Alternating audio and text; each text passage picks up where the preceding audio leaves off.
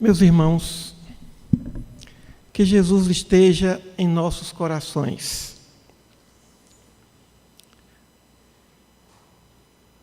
O homem inventou o calendário porque existe uma necessidade de se organizar,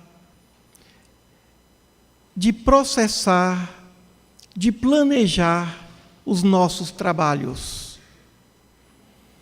Os dias não têm nomes, mas o calendário dá um nome, um número, o nome de um mês, de um ano,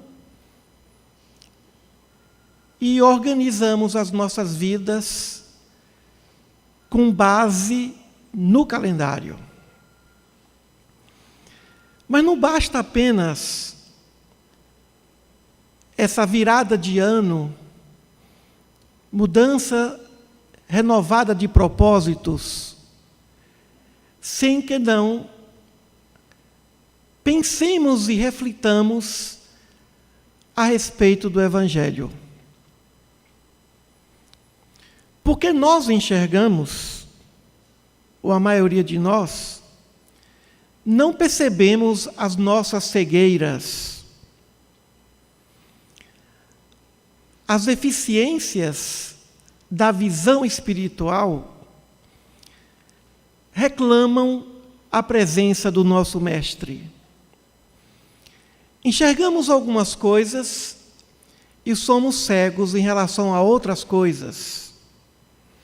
Não existe um espírito encarnado sobre a terra que tenha uma visão absoluta da vida espiritual, a não ser que seja um espírito puro, dotado de grande poder espiritual, como foi Jesus, como é Jesus. Muitos de nós, quando estudamos as curas de Jesus do Evangelho, pensamos assim: eu não sou cego, eu não sou surdo, nem mudo, nem paralítico, não sofro de hemorragia há 10 anos, não tenho problemas de obsessão, nem de possessão, então isso não é comigo.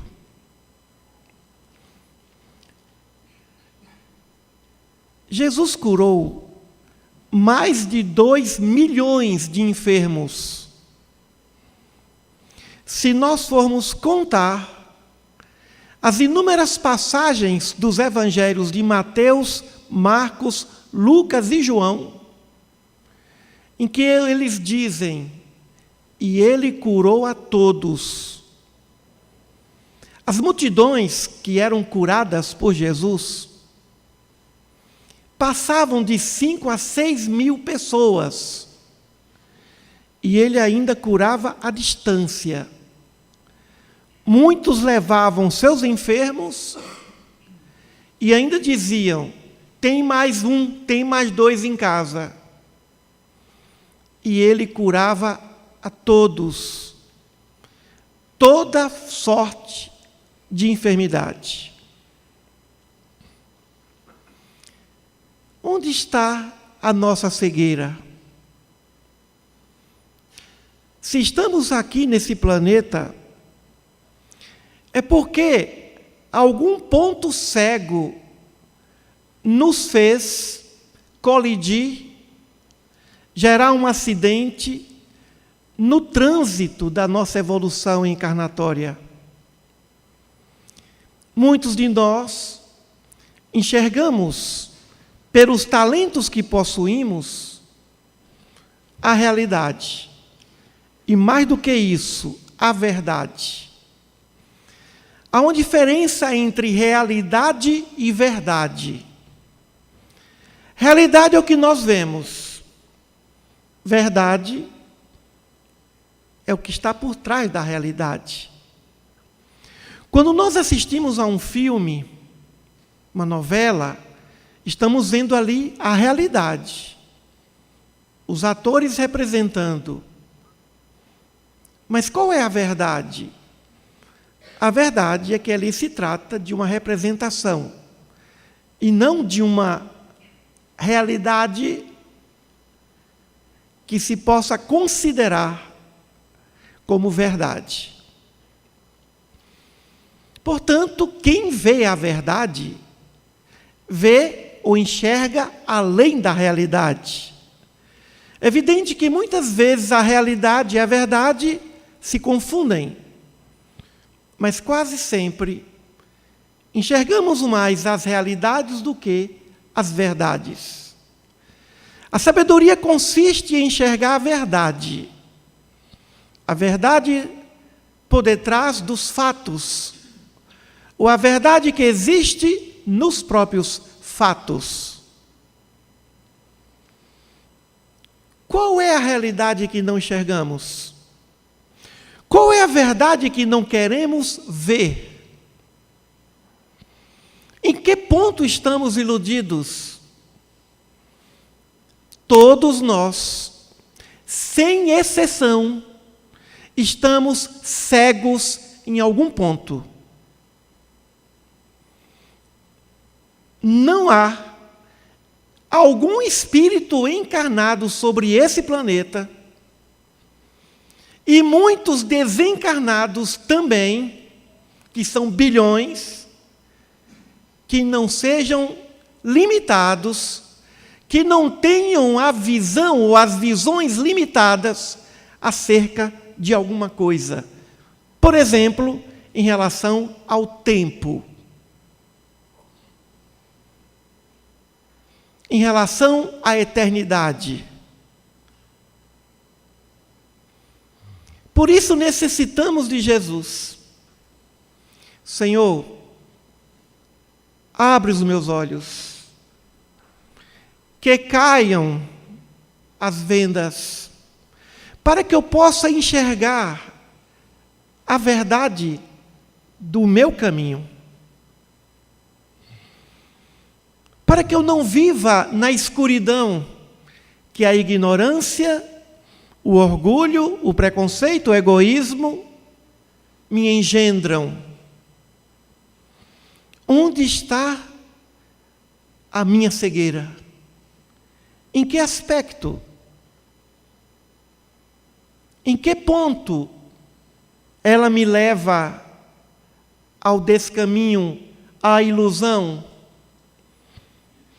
Allan Kardec, no Livro dos Espíritos, expõe muito bem que existem paixões superiores e paixões inferiores.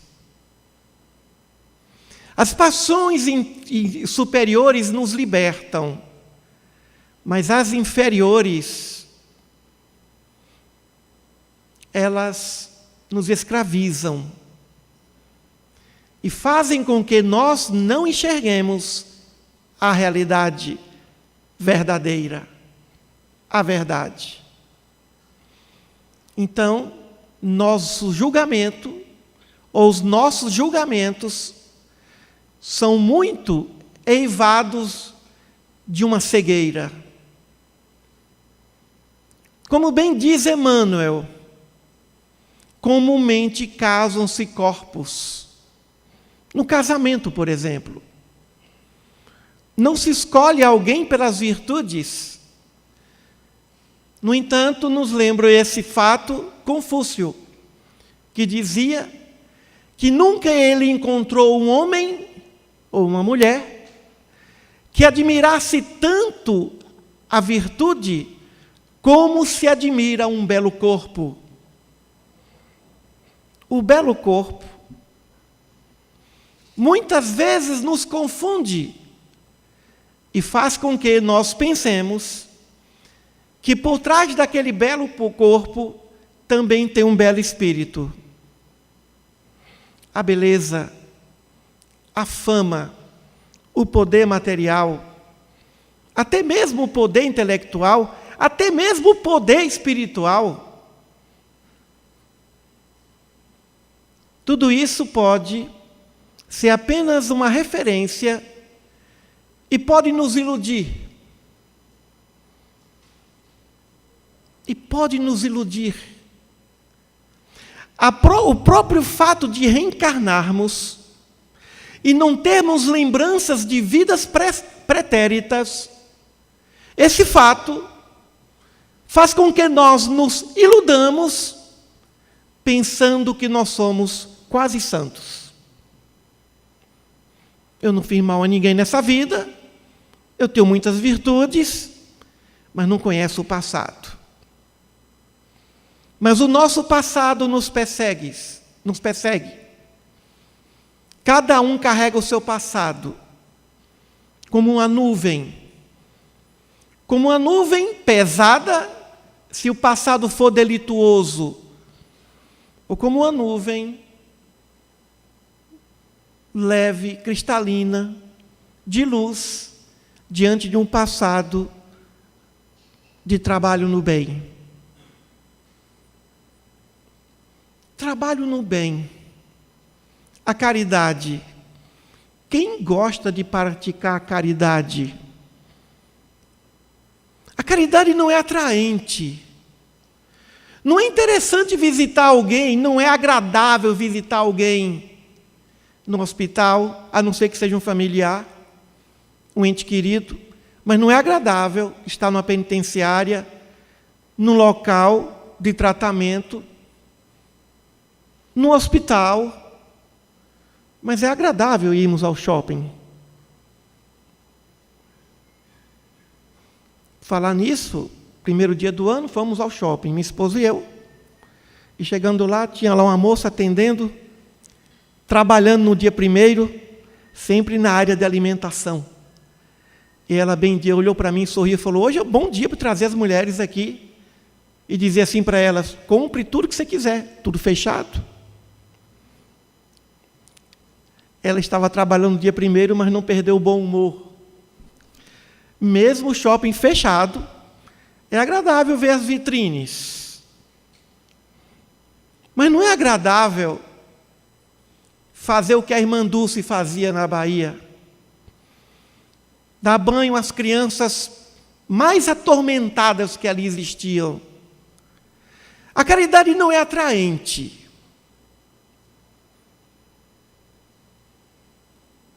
A não ser quando a caridade sai do plano material e passa a existir uma caridade reversa.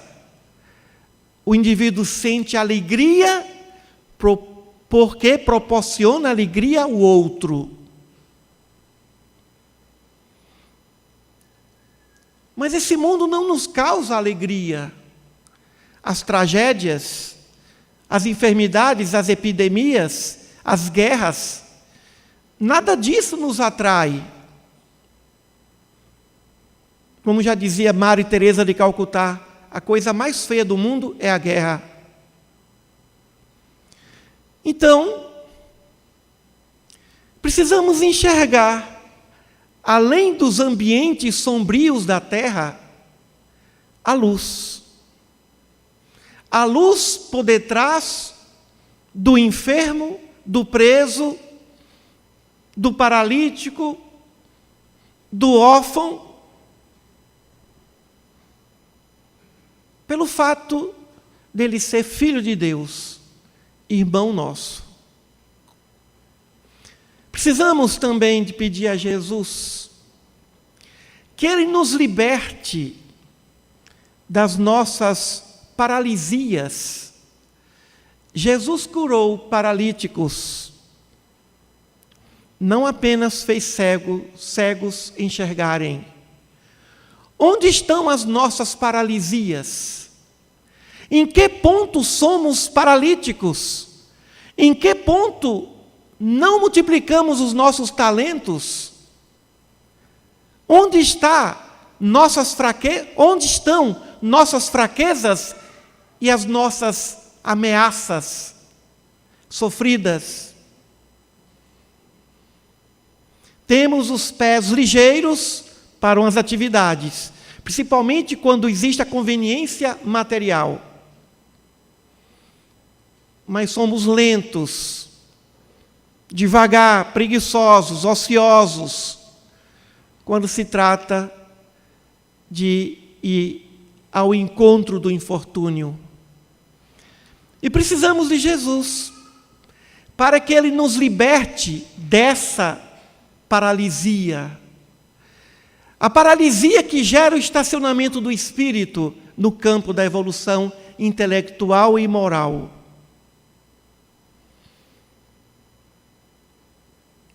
E pedimos a Ele: Senhor, faça com que eu levante e ande, para buscar o conhecimento, para trabalhar naquilo que eu tenho talento, que eu posso render mais, produzir mais e melhor. Onde estão as nossas paralisias?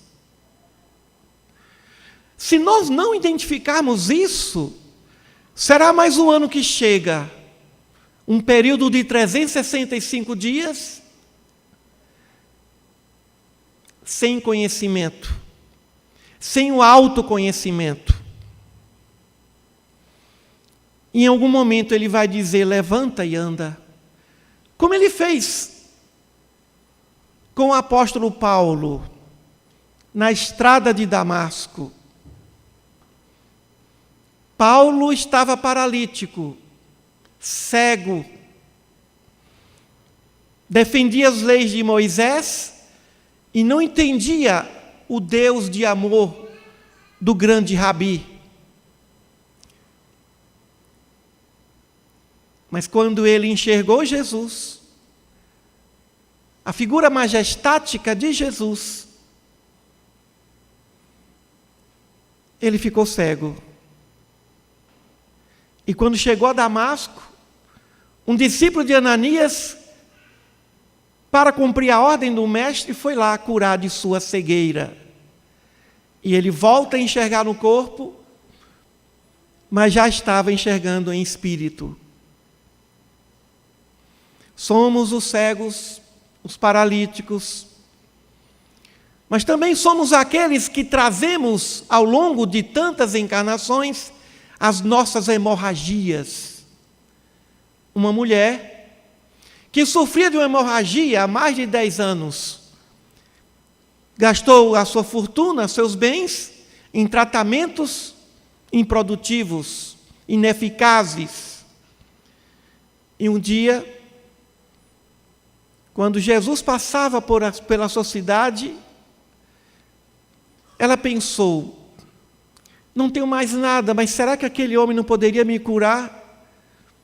E numa fé, pensou: já que ele é tão poderoso, eu vou me aproximar dele, e se eu tocar suas vestes, eu sei que esse sangue vai parar. E quando aquela mulher se aproximou e tocou as vestes de Jesus, imediatamente ficou curada. Aí o mestre perguntou a Pedro: Simão, alguém me tocou? E Pedro ficou sem entender, porque todos tocavam Jesus, uma multidão. Mas como é que eu vou saber quem tocou Jesus? Simão, alguém me tocou, porque de mim saiu uma virtude. Jesus curou muitos enfermos voluntariamente. Ele decidiu curar. Tua fé te curou, tua fé te salvou. Mas naquele momento, ele não quis curar aquela mulher. Ele nem sabia quem o tocou. Mas naquele momento, alguém ficou curado, porque dele saiu a virtude da cura. Meus irmãos, somos criaturas que sofremos hemorragias de todo tipo. O que é hemorragia? Sangramento contínuo. E o que é sangue? Sangue é energia. Por onde se esvai essa energia do Espírito? Onde estão as nossas energias, os nossos sangramentos? O que é o sangramento? Energia utilizada improdutivamente. Energia desperdiçada. Energia desperdiçada. E mais uma vez precisamos do médico da alma e do corpo para que ele nos diga: Senhor, onde está o meu sangramento? Senhor, deixa eu te tocar, para que essa hemorragia do Espírito, essa energia que se esvai com a falta do aproveitamento das oportunidades de ajudar e de servir, de amar, de perdoar, a falta do perdão, não saber perdoar, mágoas profundas, causadoras de câncer, como já dizia a pesquisadora Louise Hay, são hemorragias do espírito.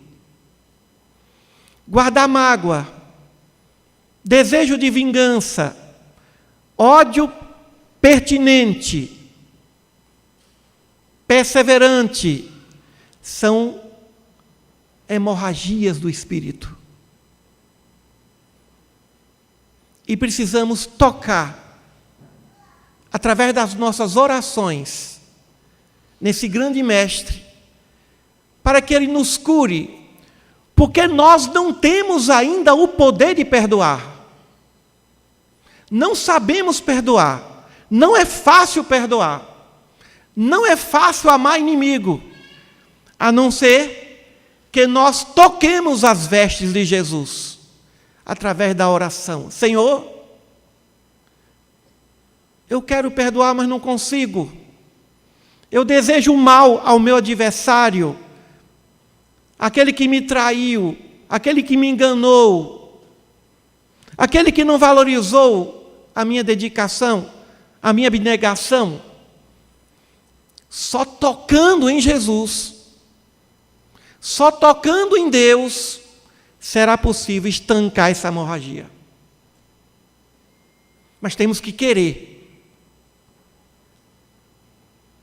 Temos que querer. Jesus também ressuscitou mortos, ou aqueles que tinham aparência de morto. O que significa a ressurreição? Estamos mortos em muitas coisas.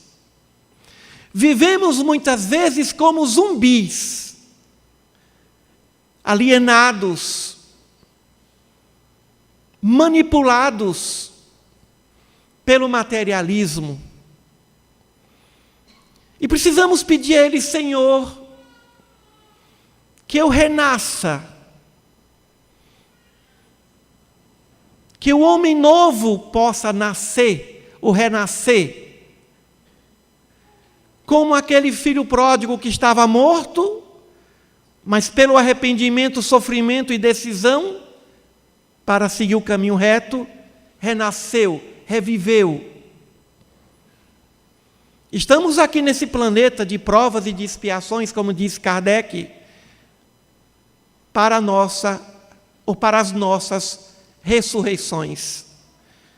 Estamos mortos em muitas coisas. Estamos mortos para coisas, experiências espirituais. Estamos sepultados pelo materialismo, pelas ilusões da vingança, e por isso precisamos dele, nesse novo ano, para nos tirar do sepulcro no qual nós nos encontramos.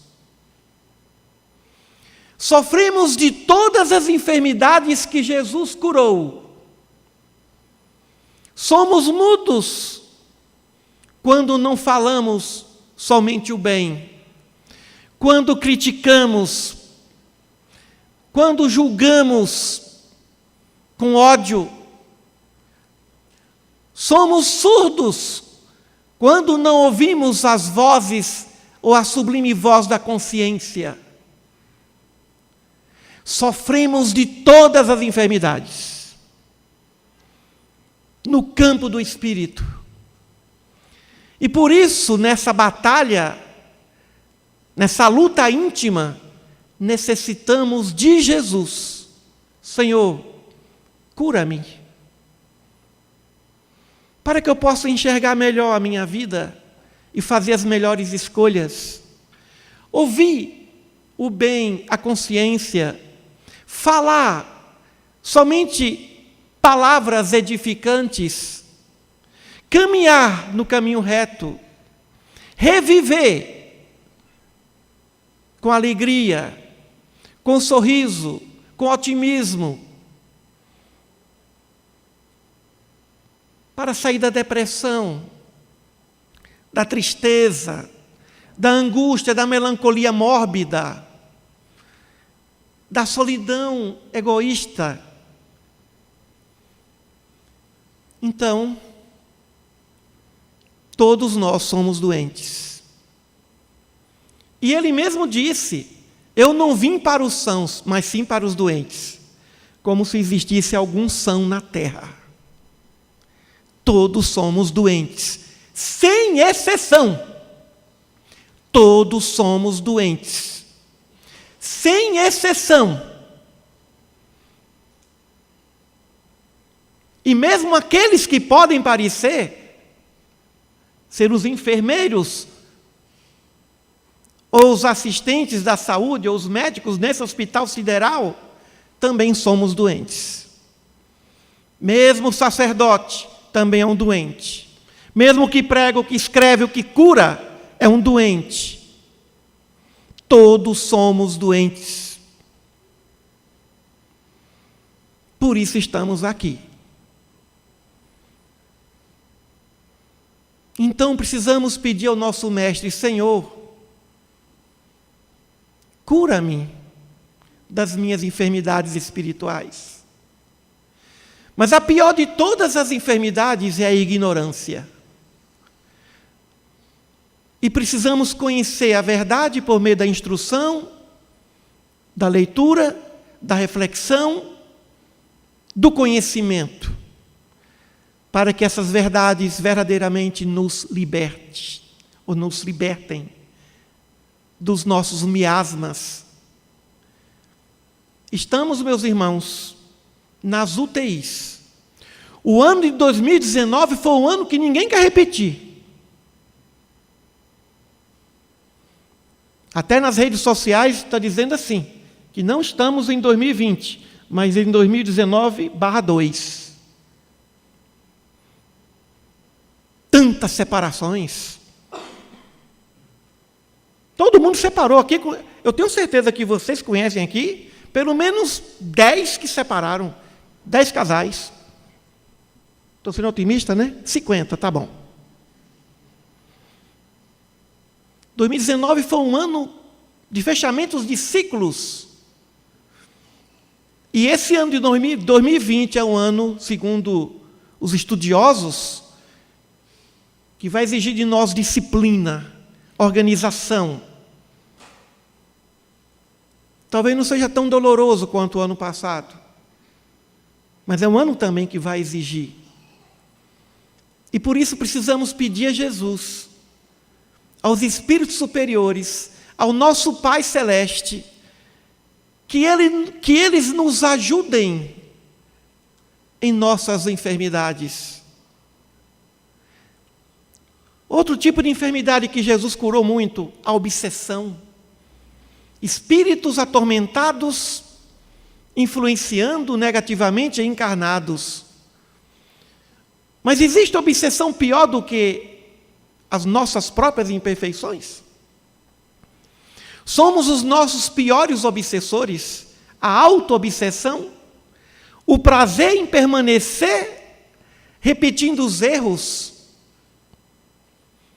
Aquele que pratica o mesmo erro várias vezes é mais do que um obsidiado de primeiro grau.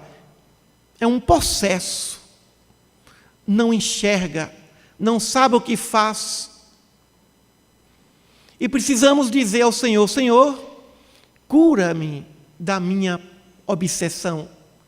E o pior obsessor sou eu próprio. Porque quando nós pensamos no mal, estamos numa cadeia de sintonia que pensa também no mal. E aí a obsessão se instala. Essa obsessão é muito pior do que aquela obsessão do inimigo do passado que vem gerando aflição. Porque essa, ao se afastar o espírito, o enfermo se cura. Mas a obsessão pior é a obsessão das nossas mazelas espirituais. E que atraem esses espíritos infelizes. E para alguns deles, Jesus disse, para esse tipo de espírito, muito jejum e oração.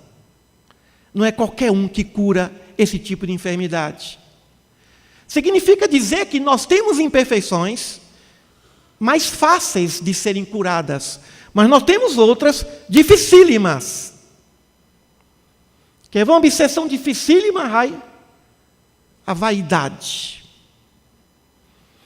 Essa obsessão é muito difícil. A vaidade de ter a virtude, a vaidade intelectual, a vaidade até da santidade. A vaidade que nos leva a sentir que somos superiores aos outros. A vaidade é uma terrível obsessão. É o ponto fraco de todos. Comece elogiando que você toca o ponto fraco de alguém. Porque muitas vezes nós confundimos elogio com reconhecimento. O reconhecimento deve ser feito, é uma forma de gratidão. Mas a bajulação, o elogio sem fundamento, isso aumenta mais ainda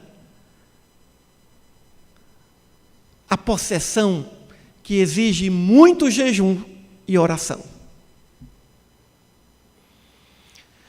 Portanto, poderíamos aqui falar de inúmeras enfermidades e fazer um paralelo com as nossas vidas.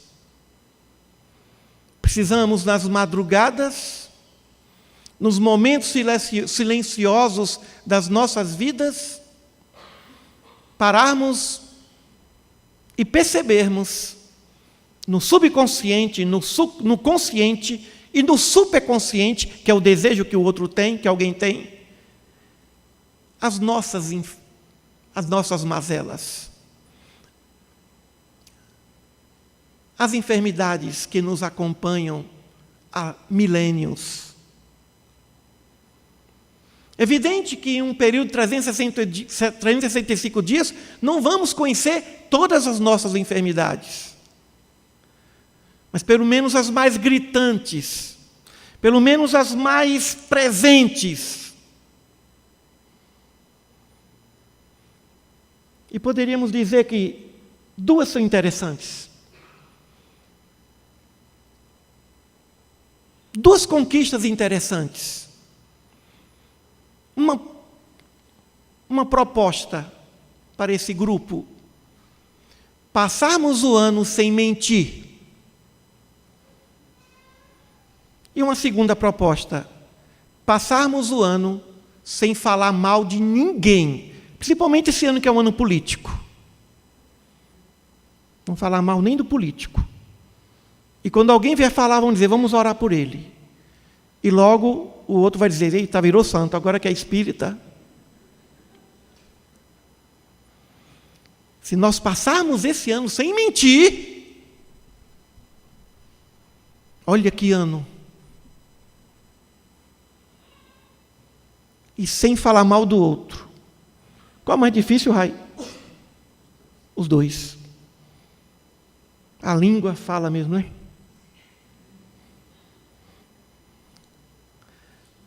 Eu acho mais difícil é não mentir. Sabe por quê? Porque às vezes a gente não mente para o outro, mas mente para a gente, né? Então, meus irmãos, chegamos aqui a esse templo, a essa casa, até pensando que somos sãos, estamos saindo aqui doentes, entre aspas. Mas eu vim tomar um passo, eu vim me recuperar, pois é, vai sair pior do que quando chegou. Porque não sabia que era paralítico, que era cego, era surdo, mudo, estava morto. Pois é. Lepra, hanseníase. Jesus curou 10 leprosos, sem que alguns não houvessem pedido a ele a cura. Ao longo do caminho, ele estendeu a mão e curou a todos. E somente um veio agradecer. A hanseníase petrifica os nervos. As carnes vão endurecendo e caindo. Somos os leprosos da alma. Eu me lembro quando saí do interior da Bahia, fui morar em Salvador. Primeira vez que eu vi alguém colocar a mão numa lata de lixo para pegar algum alimento para comer, naquele instante eu me assustei. E logo um amigo falou: fica tranquilo, você vai se acostumar. Sabe o que é se acostumar? Vendo alguém colocar a mão na lata do lixo para buscar algum tomate para comer. Quando a gente se acostuma com o mal, significa o quê? Somos portadores de algum tipo de lepra. Porque a lepra, a hanseníase, torna o tecido insensível. Toca, mas não sente nada. Somos leprosos da alma. Com o passar do tempo, eu comecei a ver pessoas pegando coisas do lixo e acostumei com aquilo. Falei, não, é normal. Eu falei, meu Deus, eu piorei. Eu cheguei aqui e me assustei, e agora eu me acostumei. Virei um leproso, contraí a lepra da indiferença. De tanto ver. Mas uma baiana não fez como eu fiz. Eu me acostumei. Mas a irmã Dulce não. Com 20 e poucos anos, pegava os mendigos, colocava nas mansões fechadas, improdutivas. Ela nunca se acostumou vendo a miséria humana. Ela nunca gostou de ver alguém colocar a mão numa lata do lixo para ver se ali tinha algum alimento. Ela não se tornou uma pessoa insensível, como eu me tornei.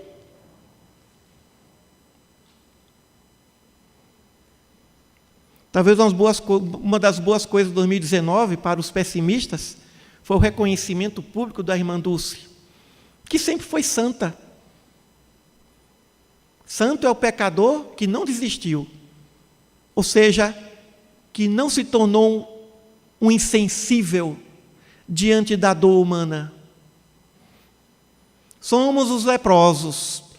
Nosso Emílio já arrumou mais uma doença para mim. Todas as vezes que formos insensíveis diante da dor alheia, estamos com algum tipo de lepra. Nunca deixemos alguém se afastar de nós com as mãos vazias. Não deixemos o outro com a sensação de que nós somos indiferentes ao seu infortúnio. É a lepra da alma. Então, meus irmãos, ao desejar um ano de 2020 de muita paz e a década seguinte, saiamos daqui com um planejamento, um projeto, e comecemos com as coisas mais fáceis. Não mentir, não falar mal do outro. Depois vamos para mais difíceis. Não sermos indiferentes ao sofrimento alheio. Por isso, necessitamos do nosso médico Jesus, do nosso enfermeiro, fisioterapeuta, do nosso mestre sábio, Jesus, para que Ele nos ensine a andar, para que Ele nos abra os olhos, as audições, os ouvidos, a boca, para que todo o nosso corpo seja luz, luz que reflete a luminosidade do nosso Pai e do seu Filho amado. E aí sim, ao final desse calendário ocidental, vamos chegar ao final do ano e vamos pensar, nesse ano, eu me tratei mais das minhas enfermidades. Graças a Jesus. Muita paz a todos.